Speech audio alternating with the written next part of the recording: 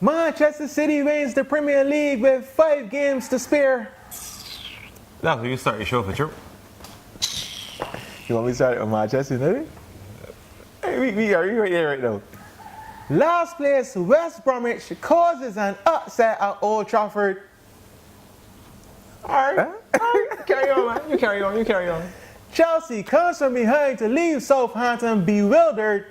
Premier League and other leagues to analyze. I'm Kwame, this is Mike Love. And you're watching Football Rants. I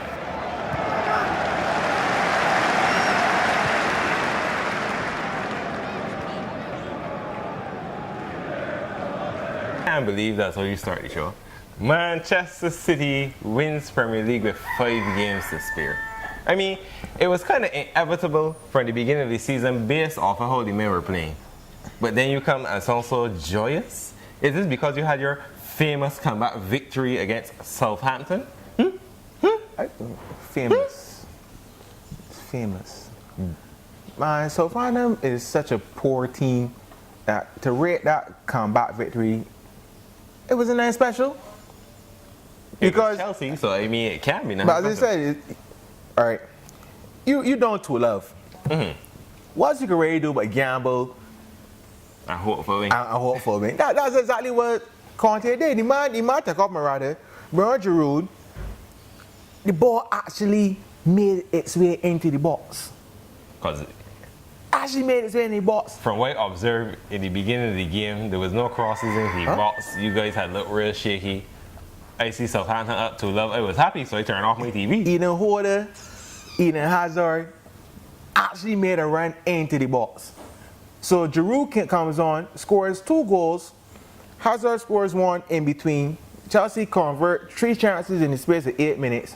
And all the hard work that Southampton did came to nil. But that's nothing for me to celebrate. Damn right. And it's not like I'm making it seem like because Manchester United lost, that City won. Yo, everybody can highlight it. I understand, and I'll take it. I can take it. We had the famous comeback victory against Manchester City to at least hold off a little bit for the celebrations for City, right? Because I mean, it was inevitable, but we hold it off. And then to come and play last place, West Brom, I get beat at Old Trafford. But it's always you can come under scrutiny after beating the team in first, the lose the team in second. But you see what, there's the issue I got with Manchester United. You can tell me that Mourinho can sub everybody else on the field any given game, but Lukaku? I saw Ashley actually made an effort to put the ball in the box. He's an idiot. But you go and put the ball directly on Lukaku's foot or on his head. Man hardly moves. And just like Arsenal, I agree with you. You make your points, but like Arsenal, I am highly upset with my manager, and I think it's time for him to leave, in my opinion. I don't know who else want to keep him, but I don't want him. I don't want it. Never want him in the first place. I don't think the hierarchy at Manchester United they got the balls to fire Mourinho. I don't see it happening. But only thing now we got left to fight for is FA Cup, and lo and behold, if we play the same crappy way we play here, but Spurs can put me out. But anyhow, if Tottenham approach that same FA Cup game the way they play City this weekend, Manchester United should beat them. Because I mean, City after 3 consecutive losses, Liverpool took the game to them. Even Manchester United in second half took the game to them. Eliminated the star that City gets confident in playing, being able to pass the ball. You got to shut down the space. Tottenham come with this stupid, respectful manner, backing off of players and giving them time and room for the ball. And before you know it, bam, bam, bam. So really and truly, even really Manchester United fault. Let me blame Tottenham. Tottenham is the people to blame. Roscoe Boyne, your team, is to blame. And once again, Dele Alli don't show up. Pochettino doesn't start Son, who's to me has been his best player of the 2018 thus far. So I get baffled every week with the choices these men has made that people is telling me is world-class managers. But I don't know. Let me move from off of that and let me go back now to the Champions League, because the mighty Barca has exited the Champions League by the team we didn't even expect to even score a goal, Roma. But the same Jacko that we had written off, in January, after he had a drought, proved to be the deciding factor. I mean, the man completely bullied Piqué and Umtiti. But to me, I ain't telling you honest truth. I was surprised that the referee allowed such physicality in that game. Man, I mean, it's Champions but League. I know the level of tackling in that game on players like Iniesta and Messi, you know, I ain't tell you honest truth. After that second goal when De Rossi scored, the tackle that Fazio put on Iniesta, he already had a yellow card, you know. That was a bookable offense. I mean, if he didn't have a card, he would have been given a card. Yeah, so correct. in my opinion, he should have been saying, "Oh." But the referee used discretion. But that's not discretion to me, but if you look at that too, 60 minutes, and you don't want man, I can see them beating Barcelona in that contest. True. But credit to Roma nonetheless, because I think that Valverde got it wrong by taking so long to make a substitution. But then on to even make it worse, and we're talking about the tackling that went on. Look at the Juventus and Real Madrid game. I mean, everyone is saying that it shouldn't be a penalty. Some are saying it should be a penalty. So based off of the tackles that were thrown in at Barca, do you think Real Madrid had what you would call an easier game, an easier referee, somebody who was more lenient towards it? I think, as usual, lenient may be the better word, because controversy again surrounds yet another Real Madrid win, yet another Cristiano Ronaldo goal. To me, you know, the changes that were made, regardless of if they were enforced, because there was no Dybala because of suspension, and Mandzukic played.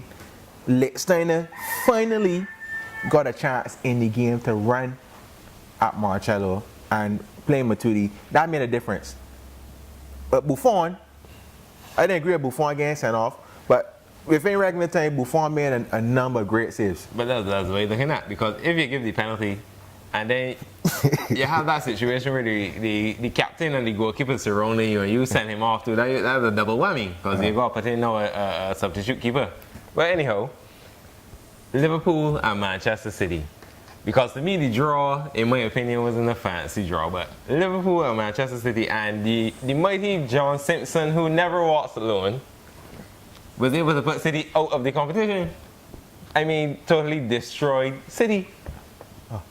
So what you would say now, because we said last week that Pep isn't doing better than Pellegrini.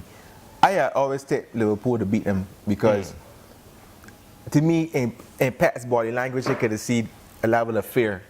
And his tactics in the first leg, I didn't agree with.